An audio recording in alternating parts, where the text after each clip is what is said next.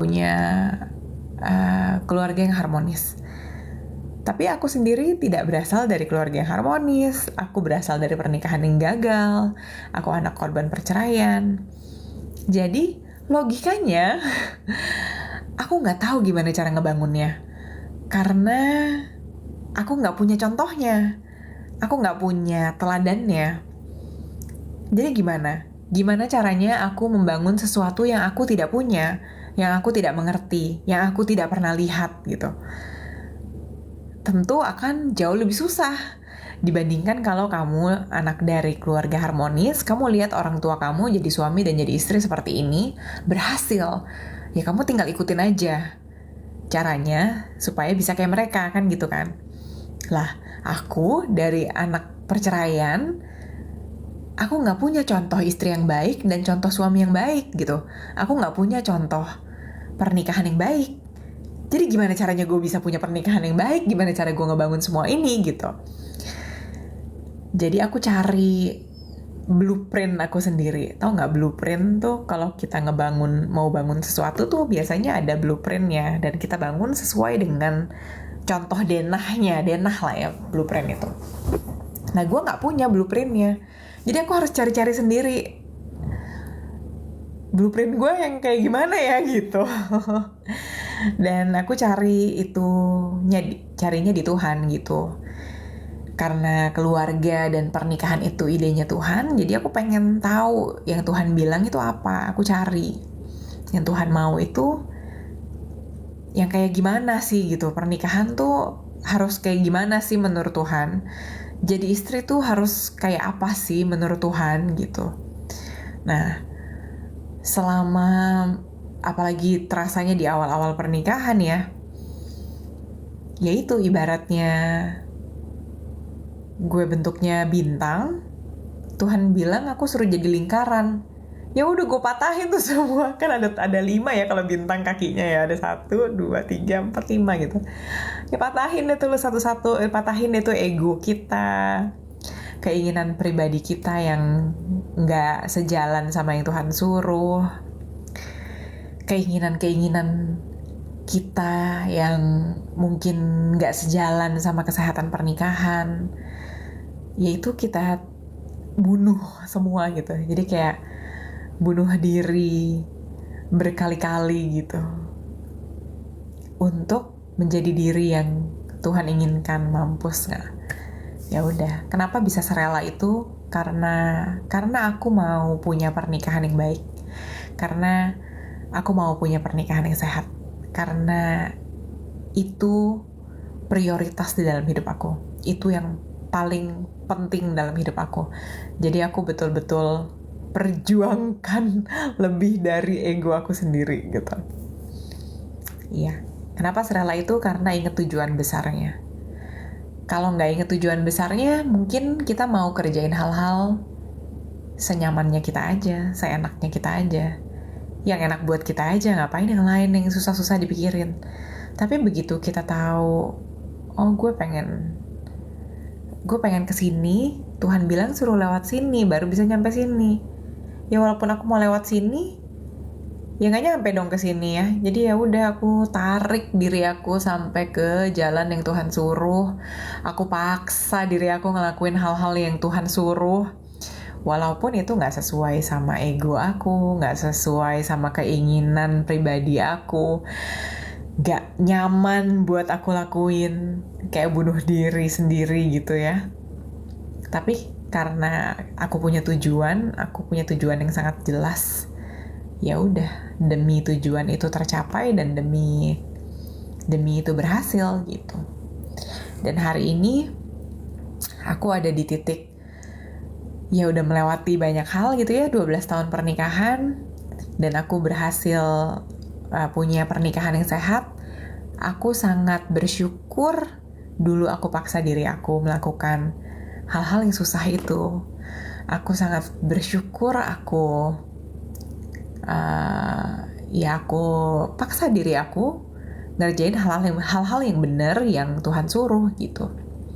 Karena kalau enggak nggak tahu jadi apa hari ini. Kalau enggak mungkin bisa sampai sini hari ini gitu. kesaksian yang memberkati. Terima kasih.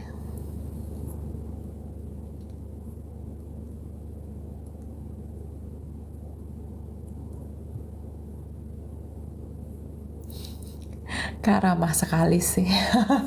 Oh iya tah?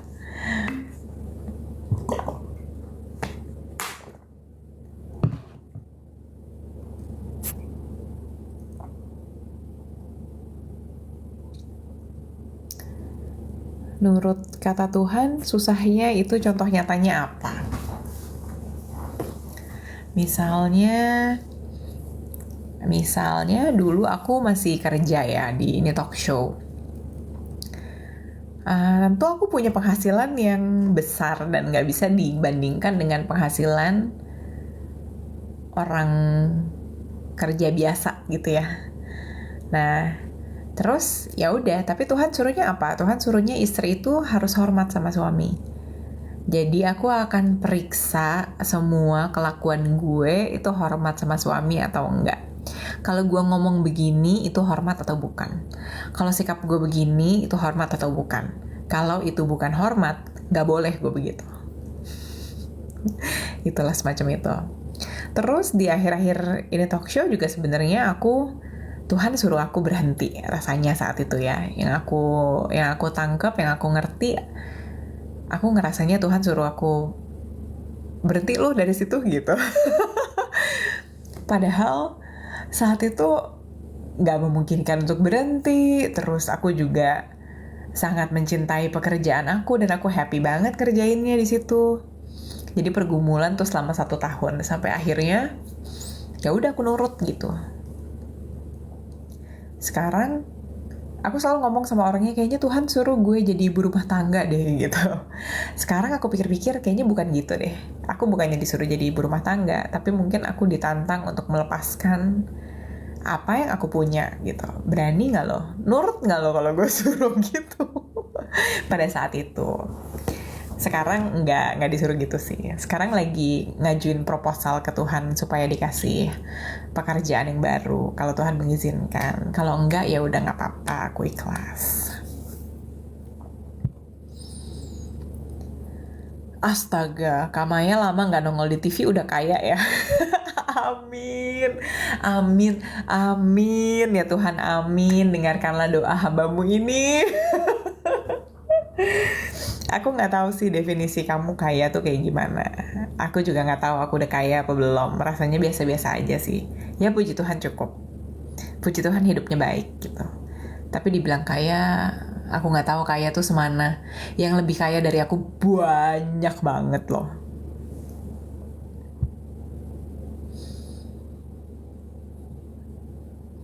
Cimaya main to share pengalaman konseling dengan Coach Reo. Itu aku ikut di tahun lalu kalau nggak salah ya, di akhir tahun lalu. That was great. Aku ikut 2 workshop. Aku ikut 1 workshop 2 hari. Terus abis itu aku ikut lagi private session. Sebenarnya waktu aku ikut workshop itu udah banyak hal-hal yang terlepas. Karena di workshop itu diajarin cara ngapusnya sendiri, sama dia juga ngapusin hal-hal yang umum terjadi di orang-orang gitu. Jadi kan itu sistemnya cuma tarik napas terus dibuang gitu ya. Jadi ya dia ngomong apa aja gue tarik napas gue buang aja. Aku pikir kalau misalkan ada sampah lah ya istilahnya, ngapain gue simpen, gue buang aja semua. Dia ngomong apa aja gue buang aja, buang. Pulang itu karena aku orangnya skeptik. Tahu gak sih skeptik tuh apa ya skeptik? Orangnya tuh nggak gampang percaya gitu ya. Jadi aku masih iya apa enggak nih gitu. Sekarang pas udah lewat ya udah berkurang banyak sih. Terus waktu aku ikut private session, ya ada titik besar yang dihilangin gitu. Ini kalau orang nggak ngerti gue ngomong apa, ngerti nggak sih gue ngomong apa? Yang ngerti cuma yang nanya doang kayaknya nih. Ya intinya ya kayak ibaratnya aku bawa satu batu besar gitu ya, kan berat ya. Tentu dalam hidup batunya ada banyak ya, ada batu besar, batu kecil, batu sedang, mungkin batu kecilnya banyak, batu sedangnya banyak, ada satu batu besar gitu. Nah, ibaratnya tuh ada satu batu besar hilang. Jadi, walaupun aku masih punya masalah-masalah lainnya lagi, tapi karena batu besar yang masalah terbesar aku itu dihapus istilahnya, ya hidupnya jadi ringan banget dan tambah happy gitu. Iya gitulah. Dari hari itu mungkin sampai ke hari ini ya ada aja masalah-masalah lainnya lagi, tapi at least aku udah belajar ilmunya. Kalau aku butuh sewaktu-waktu aku bisa pakai. Aku udah ngerti caranya gitu. Aduh, mohon maaf ya buat yang lain yang tidak satu yang beda frekuensi, beda sinyal, mungkin nggak ngerti nih gue ngomong apa. Tapi yang nanya, kamu ngerti kan maksudnya?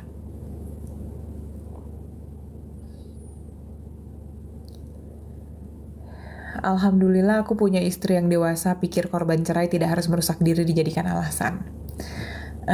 Ini bapak, ibu. Sejujurnya aku juga tipe yang seperti itu.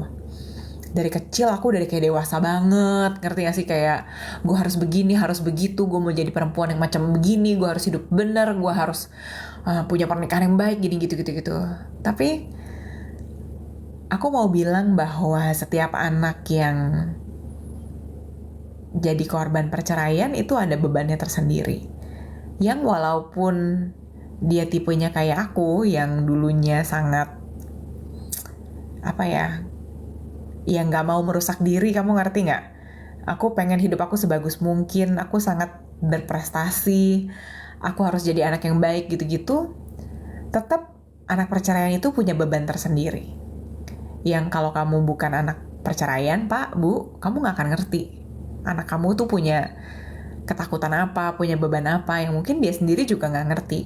Dan mungkin nggak langsung muncul, tapi suatu hari, aku nggak nyumpahin ya, tapi akan ada titik di mana trauma di masa kecil itu tuh kayak ke-trigger dan itu duar gitu. Nggak, nggak, nggak apa ya katanya yang tepat ya. Bukan nggak terbendung ya, tapi kayak gitu deh. Coba ya, aku mau tanya buat yang di sini udah umur 35 tahun ke atas. Ada yang merasa, aku nggak tahu sih, mungkin apakah ini bisa jadi patokan, apakah itu patokannya dari usia atau gimana gitu ya. Mungkin ada juga yang merasakan itu lebih cepat daripada ini. Tapi bagi orang-orang yang di masa kecilnya ada trauma tertentu, setelah dewasa itu ternyata bisa ada hal-hal yang mirip yang bisa men-trigger trauma kamu di masa lalu yang walaupun sudah kamu kubur jauh-jauh dan walaupun hidup kamu tuh sudah baik-baik saja, ternyata itu bisa ke-trigger dan duar meledak lagi gitu. Kayak nggak bisa dikontrol. Nah, maksud aku, ya tentu kita mau semua yang terbaik buat. Nggak lebih banyak dari istri bisa tetap sehat nggak pernikahannya? Bisa. Kalau dua-duanya berkeputusan seperti itu. Menurut aku ya, gini, kalau buat istrinya nggak masalah, ya nggak akan jadi masalah. Kalau buat suaminya nggak masalah, ya nggak akan jadi masalah. Tapi kalau buat lo masalah dan lo permasalahin, ya tentu jadi masalah. Kalau suaminya minder, gajinya lebih kecil, atau karena orang minder kan modelnya beda-beda ya. Ada yang minder diem, ada yang minder marah-marah, nggak jelas, nggak karuan. Ada yang minder mukulin.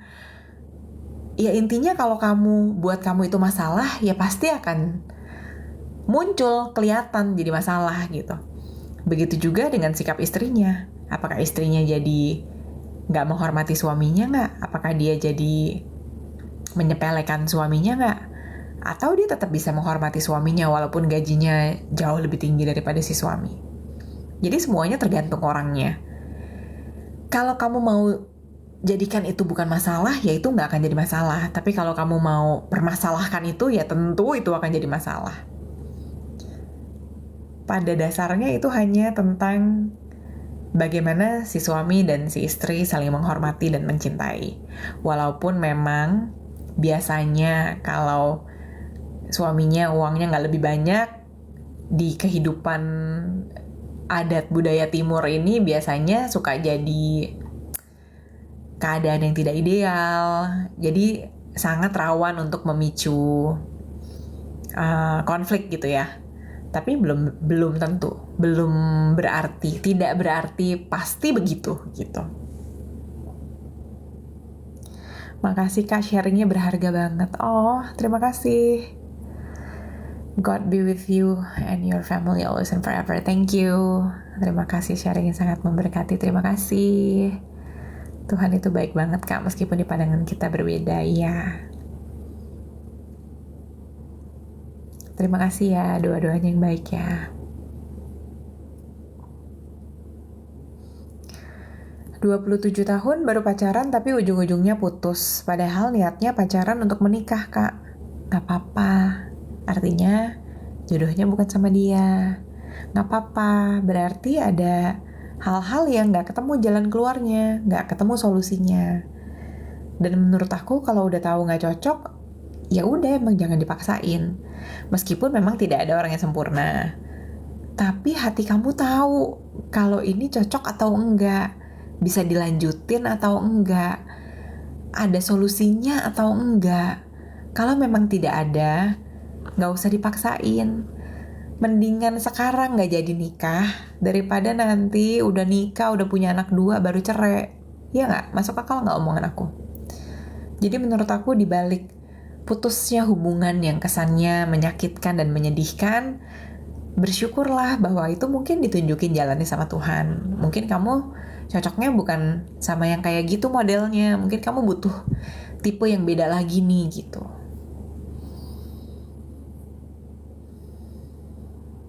Kakak keren banget cara responnya, POV-nya. Thank you. Adem banget ya, selalu terberkati. Thank you. Ngerti banget Kak, makasih. Oke. Jesus love you no matter what you have done. Yes, that's true. Aku setuju Kak, aku ke-trigger sampai sekarang belum berani buat nikah padahal udah 29 tahun. Aku gak tahu sih itu karena ke-trigger atau bukan, tapi gini. Jelasin apa gak usah ya? Labil nih. Menurut aku bisa jadi kamu belum berani untuk menikah ya karena traumanya, bukan karena ke-trigger. Maksud aku ke-trigger tadi itu kalau trauma itu sudah lewat, sudah jauh berlalu dan hidup kamu sekarang baik-baik saja walaupun trauma itu udah pernah terjadi, tapi kamu sudah berhasil menata hidup kamu dengan baik. Terus tiba-tiba boom, semuanya berantakan karena ada satu hal yang mirip dengan apa yang terjadi di masa lalu kamu, yang mirip sama trauma kamu. Terus kayak semuanya buyar gitu, kayak otak kamu gak bisa mikir dengan jernih gitu. Itu yang maksud aku ke-trigger. Well, kalau gak ngalamin sendiri, susah ngejelasin, ngertiinnya gitu.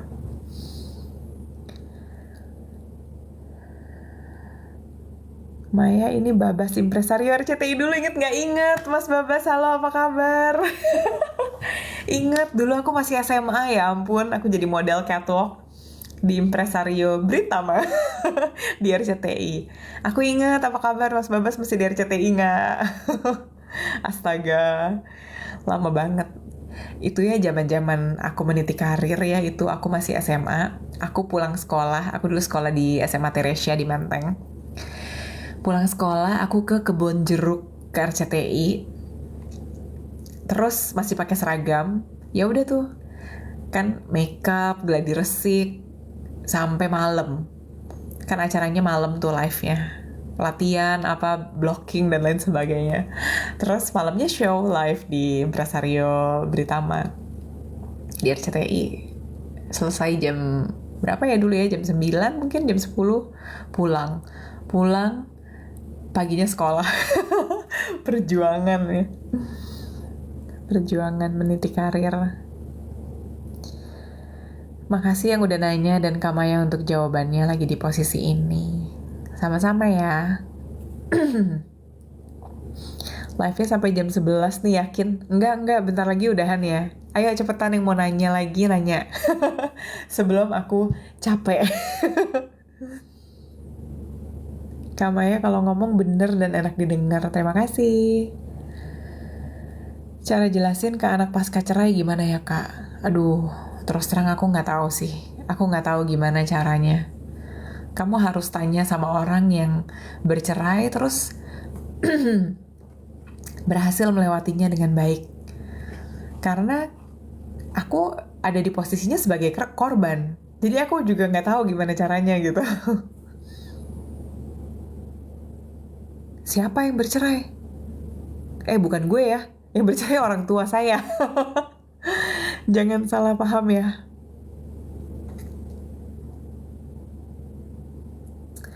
Menurut kakak tentang pacaran sama cowok lebih muda gimana? Banyak yang dukung, banyak juga yang remehin. Lebih muda tuh, lebih muda berapa banyak? 1 bulan? 1 tahun apa 10 tahun? Karena gini sih, rata-rata laki-laki itu dewasanya belakangan, walaupun tidak selalu dan tidak semua. Ya ada aja cowok yang masih muda udah dewasa, kan itu semua tergantung orangnya, nggak tergantung umurnya. Tapi pertimbangannya juga kalau misalkan gap umurnya terlalu jauh, nggak nyambung jalan pikirannya dan pergaulannya. Nanti kamu udah di fase, nih kalau kamu masih muda ya, masih kamu 17 tahun, kamu 20 tahun mungkin nggak akan terlalu terasa. Tapi nanti begitu kamu udah lebih dewasa, misalnya kamu di umur 35, 40, kamu mungkin udah ada di fase misalnya tenang gitu ya, terus dia masih kayak anak-anak, gimana sih? Terus kamu ikut pergaulannya dia, gak nyambung, omongannya gak nyambung, gaya hidupnya gak nyambung. Nah, tapi kalau semuanya baik-baik aja ya udah gak ada masalah.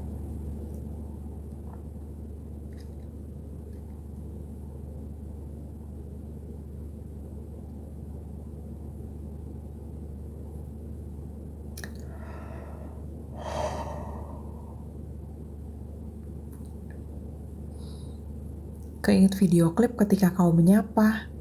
Gak ada, itu bukan aku. Aku itu nyanyiin lagunya Soulful. Aduh, judulnya apa ya? So Falling in Love. Bukan ketika kau menyapa. Salah nih.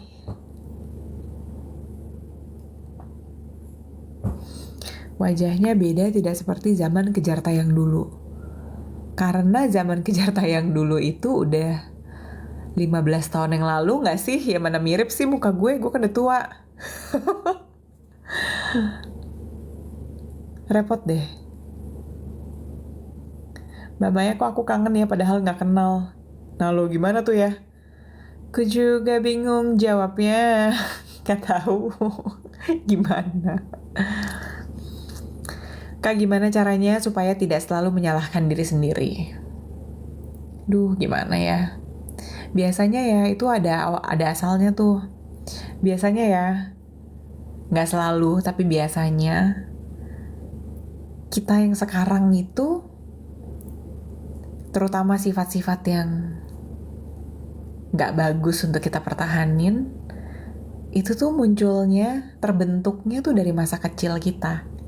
Coba kamu pikir deh, di masa kecil kamu, orang tua kamu memperlakukan kamu seperti apa? Keluarga kamu tuh perlakuin kamu gimana gitu?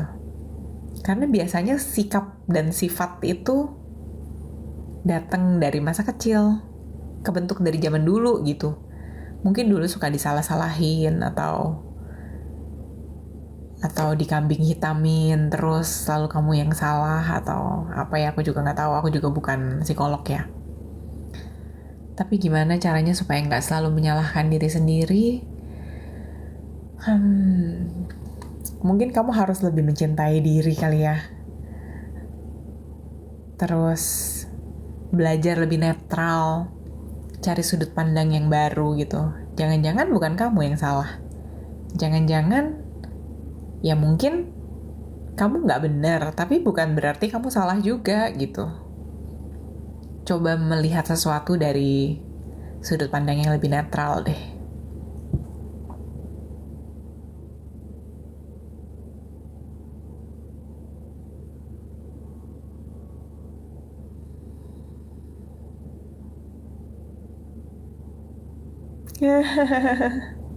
Gimana ya supaya kita sendiri nanti tuanya lebih legowo, gak keras kepala?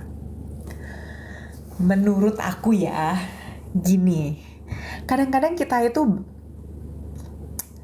satu mungkin bawa genetik dari orang tua. Kedua mungkin selama kita kecil sampai dewasa kita melihat begitu banyak hal kelakuan orang tua kita dan itu tuh kayak meresap di sanubari gitu loh secara alam bawah sadar. Jadi kita nggak sadar bahwa kita konsepnya mengarah ke arahnya orang tua kita tanpa sadar loh ya. Gimana caranya supaya kita tidak seperti itu?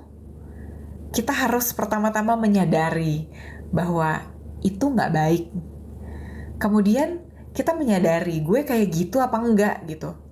Kalau kita nyadar nih, kok gue gini ya, kelakuan gue nggak bagus nih, kayak siapa gitu.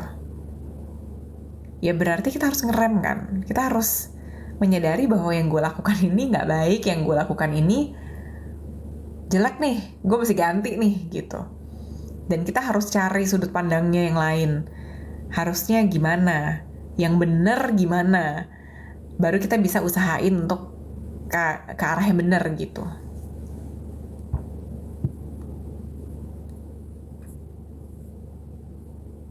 Kak sering-sering live ya, jelang mau tidur gini, thank you pencerahannya. Gak bisa sering-sering ya, sesempatnya aja ya.